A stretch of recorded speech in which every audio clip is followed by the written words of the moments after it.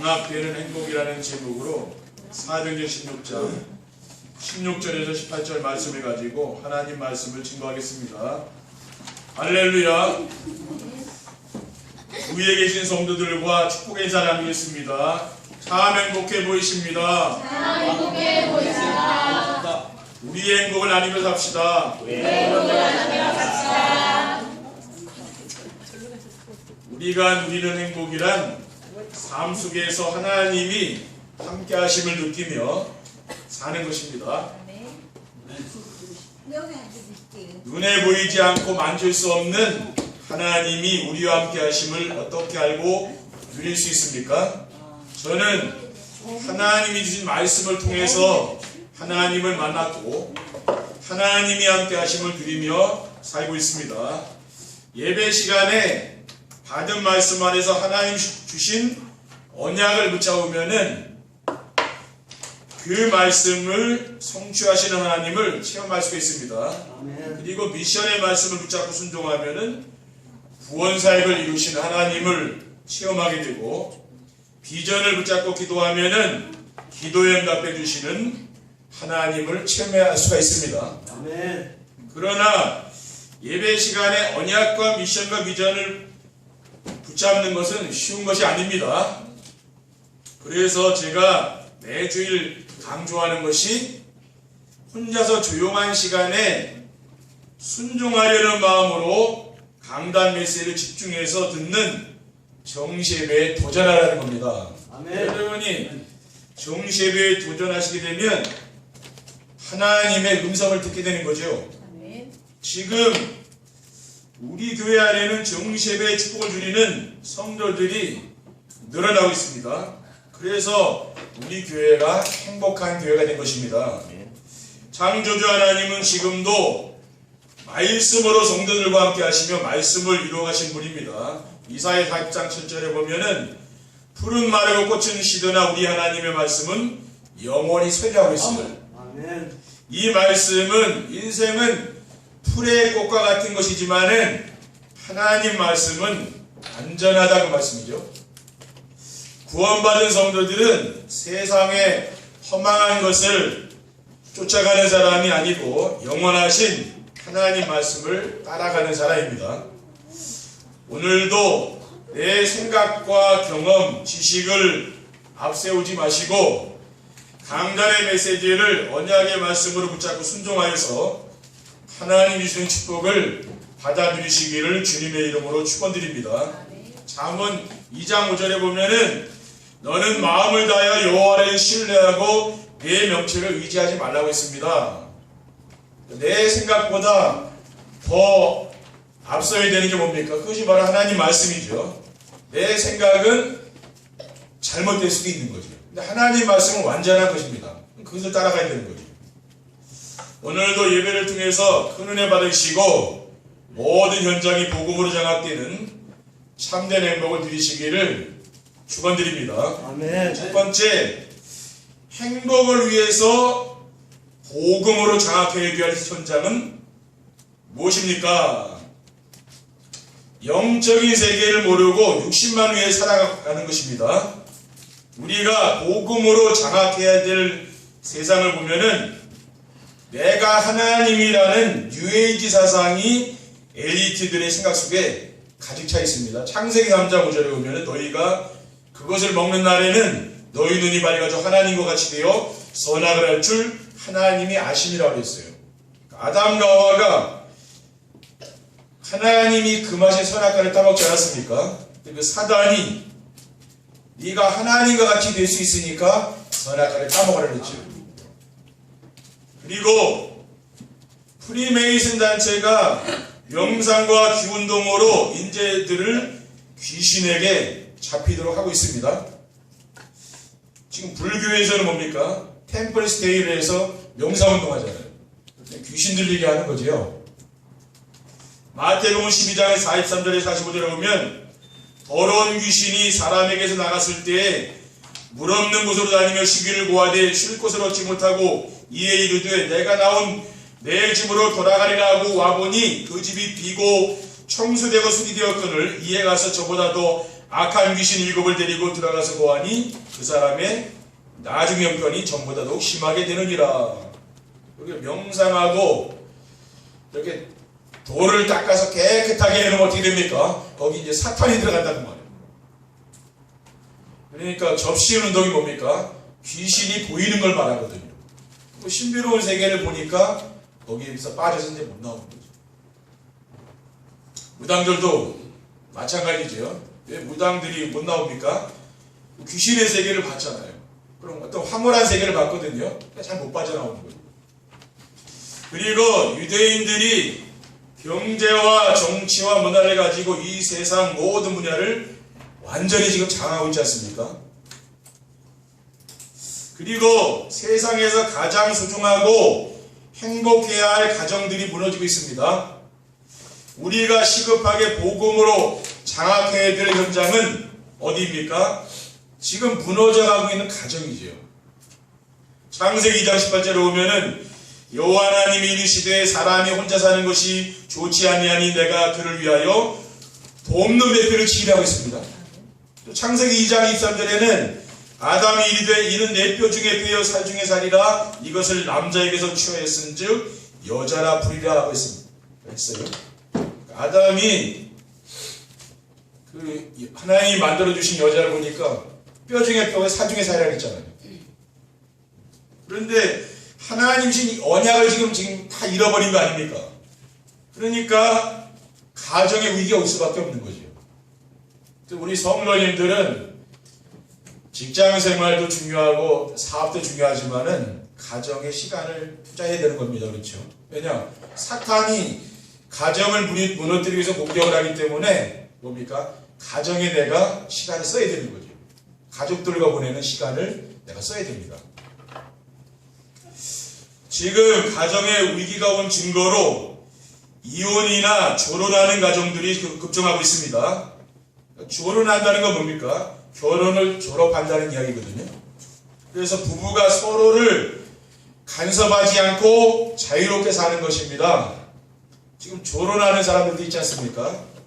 심지어 지금은 젊은이들이 결혼을 하지 않으려고 합니다. 왜 그렇습니까? 부모들이 갈등하고 싸우다가 이혼하는 것을 보고 자란 세대들이 결혼을 하지 않으려고 하는 거죠. 그리고 결혼을 해도 아이를 낳지 않는 사람들도 많습니다. 그것은 왜 그렇습니까? 하나님이 언약을 잃어버렸기 때문에 그래요. 하나님이 창세기 2장 10절에 보면 생육하고 번성하여 땅에 충만하라, 땅을 정복하라, 바다의 물고기와 공중의 새를 다스리라 했잖아요. 그런데 그 언약이 없잖아요. 언약 없는 결혼하기 때문에 지금 어떻게 됩니까? 자꾸 세상은 갈수록 하나님의 말씀과는 반대로 지금 가고 있는 거죠. 또 선진국으로 갈수록 후진국보다 뭡니까? 더 이 가정의 위기가 지금 오고 있는 거죠. 그리고 사탄이 눈에 보이지 않는 문제를 일으켜서 세상을 멸망시키고 있습니다. 지금 세상 사람들은 이러한 사탄이 만들어 놓은 함정과 올무와 틀에 완전히 갇혀서 멸망의 길로 달려가고 있는 거죠. 사탄은 눈에 안 보이지만은 이러한 함정과 올무와 틀을 파놓은 거죠. 그 함정과 올무와 틀이 무엇입니까? 자기 중심, 물질 중심, 성공 중심. 여기에 빠져가지고 세상 사람들은 지금 죽어가는 겁니다. 그러니까 지금 황금 만능 뒤에 사람 빠져 있는 거 아닙니까? 돈이 최고예요. 그렇죠? 돈이 하나입니다. 그 증거로 발전한 나라일수록 정신병자들이 급증하고 있습니다. 지금 우리가 살고 있는 이 시대는 어떤 시대입니까? 중독 시대죠. 근데 사람들이 뭔가에 지금 빠져 있다는 말이에요. 사탄이 사람들을 중독에 빠지게 해서 나오지 못하게 하는 거 아닙니까? 마약 중독, 알코올 중독, 도박 중독, 게임 중독, 갈수록 지금 증가하고 있습니다. 그리고 영적인 질병도 갈수록 증가하고 있지요. 우울증, 조울증, 공황증 같은 생활장애자들이 급증하고 있는 거예요. 그러니까 이런 영적인 병을 앓으니까 사람들이 삶이 안 되는 거죠. 삶이 무너져 있는 경우가 많이 있죠. 지금 우리나라에서도 제주도의 부유한 가정에서 자란 한 여성이 전 남편을 토막 살해해가지고 여기저기 버린 사건이 지금 일어나고 있잖아요. 그게 뭡니까? 전부 다 영적인 병이란 말이에요. 이게 복음이 아니면은요, 절대 해결 안 됩니다. 두 번째, 현장이 복음으로 장악되는 행복을 누리려면 어떻게 하면 됩니까? 하나님이 주신 언약을 붙잡고 자신이 먼저 치유되어야 합니다. 우리 먼저는 불완전한 인간이죠. 하나님은 완전하지만은 우리는 불완전하잖아요. 태어나면서부터 사탄에게 붙들려 종노릇하며 살았고 지금도 사탄이 지배하는 세상에 살고 있습니다. 한순간이라도 방심하면은 자신도 모르는 사이에 우리도 예틀려 가는 거죠. 내가 그리스도를 내가 깨달았다고 하는 우리도 뭡니까? 자기 중심, 물질 중심, 성공 중심으로 살 수밖에 없는 것입니다. 그래서 하나님이 우리에게 그리스도를 보낸 거 아닙니까?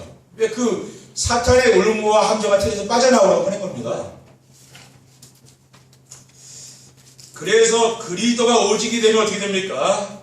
자기 중심에서 치유가 되는 거죠. 지금 대부분 사람들은 많은 상처를 가지고 있고 그 상처 때문에 늘 슬프고 고통스러운 그런 삶을 사는 사람들이 많이 있거든요. 어떤 사람은 방에서 안 나오고 방콕하고 있는 사람들 많이 있어요. 왜? 밖에 나가고 상처 때문에 그렇거든요. 부모님에게 받은 상처, 또 여러 가지 받은 상처들이 많이 있잖아요. 그러니까 그리스도가 오직이 되면 어떻게 됩니까? 그게 치유된다 그 말이에요. 다른 것으로는 절대 치유가 안 됩니다. 갈라디아 2장절에 내가 그리스도와 함께 십자가에 못 박혔나니 그런즉 이제는 내가 사는 것이 아니요 오직 내 안에 그리스도께서 사는 것이라. 아멘. 이제 내가 육체 가운데 사는 것은 나를 사랑하사 나를 위하여 자기 자신을 버리신 하나님의 아들을 믿는 믿음 안에 사는 것이라. 아멘. 여러분이 이러한 말씀을 암송하시면 된다니까요. 그러면 그게 없어지는 거예요. 그러면은 내 인생의 주인이 누가 됩니까? 나 중심에서 그리스도가 주인 되는 삶, 내가 주인 되는 삶에서 그리스도가 주인 되는 삶으로 이렇게 바뀌는 거죠. 그게 바로 치유입니다.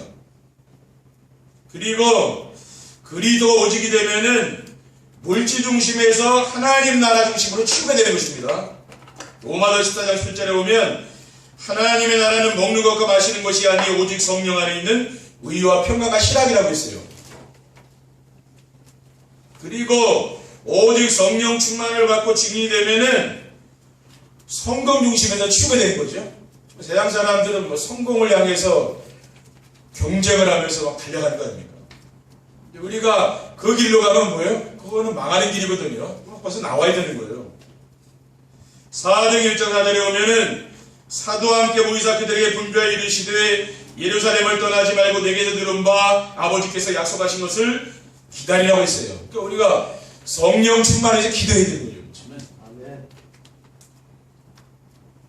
그러면은 빠져나온다 그 말이에요. 오직 그리스도, 오직 하나님 나라, 오직 성령 충만으로만 세상과 사탄과 나를 이길 수 있는 거죠. 오직 그리스도가 아니면은 절대로 나를 이길 수 없다니까요. 그리고 현장에서 말씀 운동을 하며 하나님이 준비한 제자를 찾아야 됩니다. 흑암 세력들이 장악한 현장을 복음으로 장악하려면은 하나님께서 준비해둔 제자를 찾아야 되는 거죠. 우리는 지금 무엇을 하고 있는 겁니까? 우리는 세계복음 하는 거죠. 세계복음 하려면은 제자가 있어야 되는 거죠. 아멘. 어떻게 하나님이 준비해둔 제자를 찾을 수 있습니까? 현장에서 말씀 운동하면 되는 거예요. 아멘. 어려운 게 아니에요. 말씀 운동하면 됩니다. 그래서 아멘. 말씀 운동을 해보면은 하나님이 준비해둔 제자는 복음의 비밀을 잘 알아듣는 사람이 있죠. 복음을 잘 깨닫고 따라오는 사람이 있죠. 그 사람이 바로 제자입니다. 아멘. 그러면 복음이 무엇입니까? 하나님이 우리와 함께 하시기 위해서 보내주신 예수 그리스도, 이분이 바로 복음이죠. 마태복음 16장 16절 17절에 오면 주는 그리스도시요 살아계신 하나님의 아들이십니다. 바윤하시거나 내가 복이 있도다 이를 내게 알게 하는 이는 혈육이 아니요 하늘에 계신 내 아버지시니라고 있습니다. 그러니까 누가 이 세상에서 가장 복 있는 사람입니까? 예수님을 그리스도로 고백하는 사람이 복 있는 사람이라고. 이거는 제 얘기가 아니라 이거는 예수님 말씀입니다. 그리고 하나님이 준비해준 제자는 어디에 관심이 있습니까? 전도에 관심이 있다는 말이에요. 제자는, 교회에는 무리도 있고 제자도 있죠. 그런데 제자는 뭡니까? 전도에 관심 있는 사람. 마가복음 3장 13절에 15절에는 또 산에 오르사 자기가 원하는 자들을 부르시니 나온지라 이에 12를 세우셨으니 이는 자기와 함께 있게 하시고 또 보내사 전도도 하며 귀신을 내쫓는 권능도 가지게 하려 하심이라고 했습니다. 그리고 하나님이 준비해준 제자는 어떤 사람입니까? 우유부단하지 않고 결단력 있는 사람이에요. 마태복음 4장 18절에 20절에 보면 예수님께서 갈릴리 바닷가에 다니시면서 베드로와 그 형제 안드레를 불렀어요. 그 바닷가에 어부들이 있지 않습니까? 그 그물 깁는 것을 보고 부른 겁니다. 말씀하시되 나를 따라오라 내가 너희를 사람을 낚는 어부가 되게 하리라. 이 말씀을 전하니까 이 사람들이 금방 알아듣고요. 그물을 버려두고 예수님을 쫓았다 그랬어요. 그게 제자입니다. 왜? 즉시 반응을 보인 거예요. 왜? 네가 이제 사람 낚는 어부가 돼야 되겠다 하니까 자기 생업을 다 버리고 쫓아온 겁니다. 그렇죠. 그거 버리고 싶겠습니까? 평생 해온 어부인데 그 그물과 배 다 버리고 따라오고 싶은 거 아니잖아요. 그러니까 제자는 어떤 사람이 제자냐? 강다리에서 말씀이 떨어지면 그 말씀을 잘 깨닫는 사람 있죠? 마리아 같이 이 말씀 듣는데 관심 있는 사람이 있다는 거예요. 이런 사람이 제자다. 교회에는 여러 종류의 사람이 있지 않습니까? 근데 말씀을 사모하는 사람이 있어요. 그리고 그 말씀을 또 집에 가서 계속 들으면서 하나님의 계획을 찾는 사람이 있죠. 그런 사람이에요. 그러면서 또 실천합니다. 아, 이게 하나님 나에게 이 말씀을 왜 주셨냐 하면서 들으면서 자꾸 실천하는 사람 있죠. 그런 사람이 바로 제자예요. 그러니까 저는 강단에서 하나님이 우리 성도님들에게 오늘 무슨 말씀을 주시길 원할까? 이것을 기도하면서 지금 말씀을 준비하면서 전하는 거 아닙니까? 아멘. 근데 여기에 반응을 보이는 사람이 있다는 말이에요. 그런 사람이 제자를 말하자면. 아멘.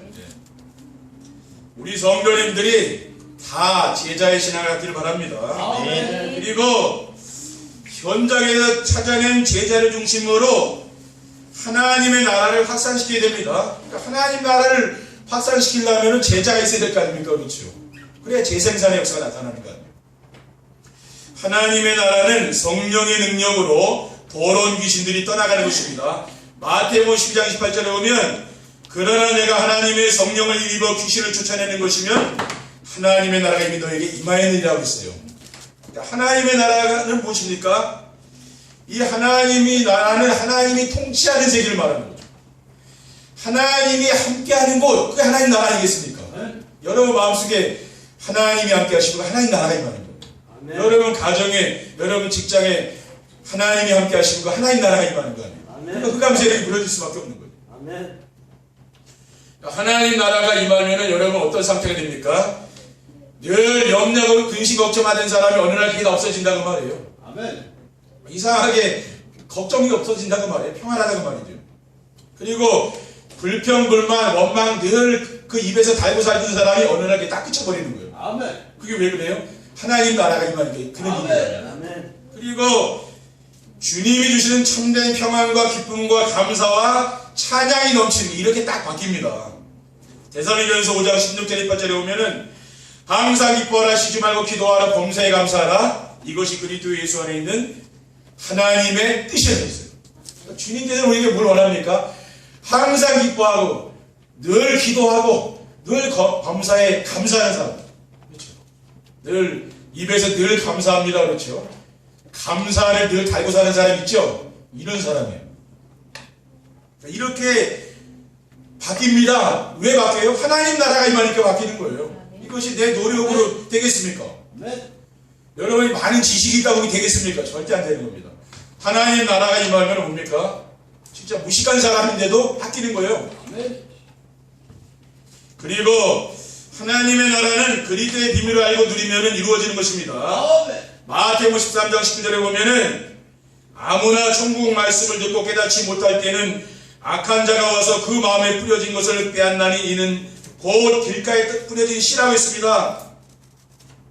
그러니까 예수님께서 뭐라고 비유로 말씀하셨냐면은 천국 말씀이다. 이 말씀이 뭐냐면 지금 강단에 떨어지는 말씀이요, 세상 이야기가 아니라고, 천국 말씀, 하나님 나라의 말씀이라는 그 말이에요. 그러니까 이것을 하나님이 깨닫게 해주시고 은혜를 주지 않으면 안 깨달아진다 그 말이에요. 왜? 이거는 천국 말씀이니까, 하나님 나라의 말씀이라는 말이에요. 그러니까 길가밭, 돌짝밭, 가시밭에 씨앗이 떨어지니까 그 씨앗이 열매 맺겠습니까? 우리 마음밭이 그런 거라. 왜? 황폐해 있어서 아무리 하나님이 강단을 통해서 말씀을 줘도 잘 안 깨달아지는 거 왜 그렇습니까? 내 마음밭이 황폐되면은요, 우리가 곡식을 심으려면은 겨울에 농부가 다 갈잖아요. 그렇죠? 왜 갈아야지, 땅을 갈아야 거기 곡식이 떨어지면은 거기서 열매가 나올 거 아닙니까? 똑같은 거예요. 내 마음이 딱딱한 이런 황폐한 마음 상태로는 하나님 말씀을 들어도 잘 깨닫지 못한다 그 말이죠. 아멘. 그런데 좋은 땅에 떨어진 씨앗은 어떻게 됩니까? 30배, 60배, 100배 이어시라고 했어요. 이걸 말하는 거예요. 진짜 어떤 사람은 뭐냐, 이 말씀이 씨앗이 떨어져가지고요, 거기서 엄청난 그 열매가 나오는 거예요. 그런 사람이 있단 말입니다. 그게 뭡니까? 그게 바로 하나님 나라의 마음으로 그렇게 되는 거예요. 그렇죠? 그러니까 내가 이 세상에 살지만은 딴 세상에서 사는 것 같이 정말 내가 주님이 주시는 평안과 그 기쁨을 내가 누리는 삶으로 이렇게 싹 바뀐다는 말이죠. 그러니 얼마나 그게 인생 행복합니까? 그렇죠? 그렇게 된다니까요. 그리고 하나님의 나라는 그리스도께서 회복하셨고 성도들이 확산시키는 곳입니다. 마태복음 10장 6절에서 8절에 보면은 오히려 이스라엘 집에 잃어버린 양에게로 가라 가면서 전파하여 말하되 천국이 가까이 왔다 하고 병든 자를 고치며 죽은 자를 살리며 나병한 자를 깨끗하게 하며 귀신을 쫓아내되 너희가 거저 받았으니 거저 주라고 했습니다. 주님께서 제자들을 파송하시면서 이스라엘 집에 잃어버린 양에게로 가라 그랬잖아요. 그러면서 천국이 가까웠다 그렇죠. 그러니까 하나님 나라, 그렇죠. 그러니까 하나님 나라가 이제 가까이 왔다 그랬어요. 그러니까 우리 성도들이 해야 될 게 뭡니까? 이 하나님 나라를 확산시키는 일을 하는 거죠. 여러분이 그 누리는 거 하나님 나라 있죠? 그게 여러분 주변 사람들에게 전달되면 되는 거예요. 그것을 지금 우리가 하려고 하는 거 아닙니까? 세 번째 결론입니다. 현장이 복음으로 장악되는 행복을 누리면 어떻게 됩니까? 여러분 현장이 복음으로 이제 장악되는 그 행복을 누리게 되면은 성도들의 삶의 현장에서 전도운동이 일어나는 거예요. 전도자의 삶으로 예틀이 새틀로 바뀌고 지역이 복음으로 점령되고 현장이 복음으로 장악되게 되면은 지역의 흑암 세력이 이제 다 무너지는 거죠. 그리고 가문의 흑암 있죠. 그게 다 무너진다는 거예요. 그러니까 성령의 역사가 나타나니까 만나는 사람들에게 복음 전해서 말씀 운동의 문이 열리는 거죠. 그러면서 전도가 되어지는 일이 일어나게 됩니다. 그리고 성도들이 삶의 현장에서 영적 서밋 자리에 오르게 됩니다. 강단의 메시지를 듣는 정세배를 통해서 하나님이 주신 언약 미션 비전을 붙잡고 포럼하고 실천하면은 모든 사람들에게 복음으로 답을 주는 사람이 그 영적 서밋이라. 만나는 모든 사람에게 복음으로 답을 주요. 왜 그렇습니까? 내가 정세배를 통해 은혜를 받으면 이렇게 바뀌는 거잖아요. 그렇죠.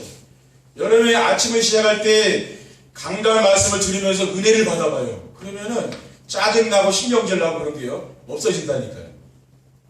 저는 그렇게 하다 보니까 없어지더라고요. 그렇죠? 그 너무 이제 좋은 거라. 그렇죠? 우리 자녀들도 아빠를 잘만 나가도 그렇게 욕을 안 먹어요. 그렇죠? 우리 애들은 잘 매도 안 받고. 왜 그렇습니까? 저는 복음가지 목사다. 그렇죠. 늘 말씀 준비하고 말씀 묵상하고 말씀 전하고 일만 계속 하고 있어요. 그러니까 어떻게 됩니까? 우리 자녀들은 그냥 복을 받는 거예요. 왜? 목사라 그래요. 목사라. 제가 평신도 같으면 그렇게 되겠습니까? 그게 잘 안 되는 거예요. 왜? 근데 늘 말씀에 집중하고 있으니까 그게 되는 거예요. 그렇죠.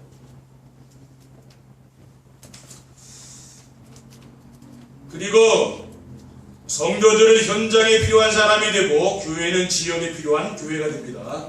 성도들이 복음 전하는 삶을 살게 되면 어떻게 됩니까? 사람과 경쟁하지 않는 거, 직장에서도. 그러니까 늘 양보하며 살잖아요. 양보하다 보니까 어떻게 됩니까? 사람들이 인정을 해주죠. 좀 바보 같아 보이지만 뭡니까? 그 생활을 지속하다 보면 사람들이 인정을 해준다니까요. 그러면은 그 사람이 직장에 꼭 필요한 사람이 되는 거예요. 그리고 교회는 어떻게 됩니까? 실추된 교회의 의상을 회복하고 하나님의 영광을 드높이는 교회가 되는 거죠. 교회가 강화에도 많이 있지만 뭡니까? 진짜 땅에 떨어진 교회의 권위, 그렇죠. 하나님의 권위, 이걸 회복해야 될 거 아닙니까? 그래서 우리 강화언약교회가 있는 거예요. 그리고 우리 강화언약교회가 왜 있습니까? 지금 우상 숭배에 빠져서 지금 다 고통당하고 죽어가고 있잖아요. 우리 현장이. 상처 속에 지금 빠져서 죽어가고 있는 게 우리 현장이거든요. 근데 그 사람들이 1년, 2년 만나가지고 그 사람들의 영적 상태를 다 모른다니까요. 근데 만나서 오래 사귀다 보면 심각한 문제를 가지고 있는 사람이 참 많아요. 근데 겉으로 안 내놔, 이거는. 그렇죠? 근데 심각한 문제를 가지고 있는 가정들 참 많습니다. 말 안 해서 그렇죠? 근데 이게 치유되어야 된다고. 우리 성도들이 뭐예요? 현장에 가서 우리가 전도하는 게 아니라 치유를 해야 돼요. 그렇죠? 다 병들어 있는데요, 지금. 그러면 우리는 뭡니까? 이 지역을 복음으로 장악하게 되고 수도권 살리면 세계 복음화의 그런 모델이 되는 교회가 될 줄 믿습니다. 우리 성도님들 정말 주일날 이 교회 나오셔서 정말 치유받고 평안한 인생을 사시고 여러분들 삶의 현장에 돌아가서 영적 문제로 고통당하는 사람들 있죠? 이런 사람 치유해 주라니까요. 그 속에 하나님이 준비한 사람들이 있다고. 아멘. 그래서 이번 한 주간도 현장이 복음으로 장악되는 귀한 행복을 누리시기를 주님의 이름으로 축원드립니다. 기도하겠습니다. 하나님 아버지 감사합니다. 오늘 저희들을 사랑해 주셔서 이 복음을 깨닫고 전도자의 삶 속으로 인도하신 것을 감사를 드립니다.